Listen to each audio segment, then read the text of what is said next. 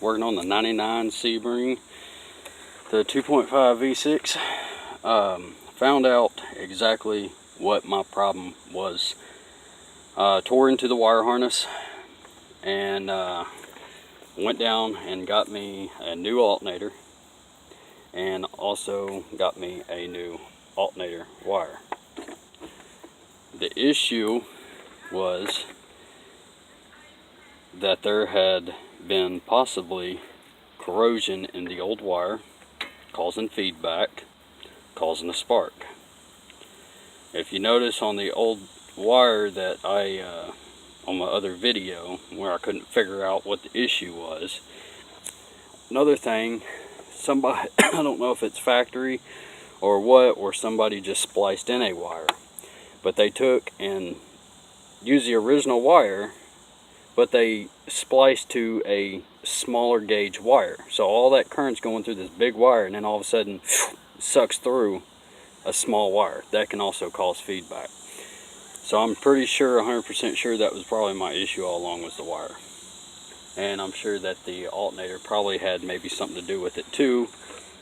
Maybe with the wire, maybe trying to ground itself out somehow. But I didn't want to use the other alternator on here, so I just went ahead and swapped it out, put a new one on.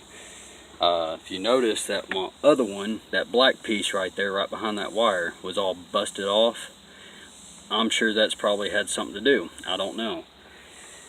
But now it's fixed. Starter.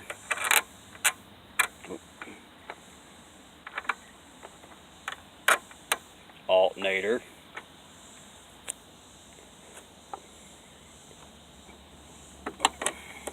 Hot wire. Yes, I'm not going to bolt it down, because even it's still going to spark. Negative. See that? That small spark right there, that is normal. Before, I couldn't even touch the negative. It was literally a fireworks show. So now everything is hooked up like it should now. So I shouldn't have any more issues, hopefully. Go and take that off. Go and disconnect it all just for safety precautions. And I can get back to putting this stuff on. And I couldn't get my tape in here to where I could bundle these up, so I may just use this and then just wrap electrical tape around it or something like I did here. But I'm trying to get it back to what it was when before I pulled everything off, trying to get everything back to back to factory. So that is the conclusion. So if you own one of these vehicles, and you know, let's say you took everything apart, you did everything right, put everything back together and everything, and let's say, because this is something that people do not touch on. I've noticed even on YouTube, nobody touches on this black wire right here.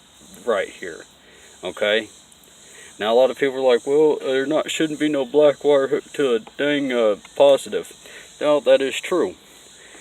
But guess what? You can take a black wire, red wire, blue wire, purple wire, it don't matter. And I can turn it into a positive or negative. So I'm putting everything back to what it was factory. So I'm sure that other wire was a factory wire, and all somebody done was put a smaller gauge wire on the end of it, and that's what was causing the short out. So anyway, the lesson learned today, and hopefully this something teaches you guys. It could be, like I said, it's an electrical connection, could be corrosion, could be even far as a wire being smaller than the gauge that it normally is, causing feedback. So anyway, hopefully y'all learned something. I know I did, and I don't like wiring. I hate it with a passion. So learn something new every day. But anyway, if y'all want to know where that black wire goes to, that goes down there at alternator, like I first suspected. So anyway, peace out. Y'all have a good day. God bless.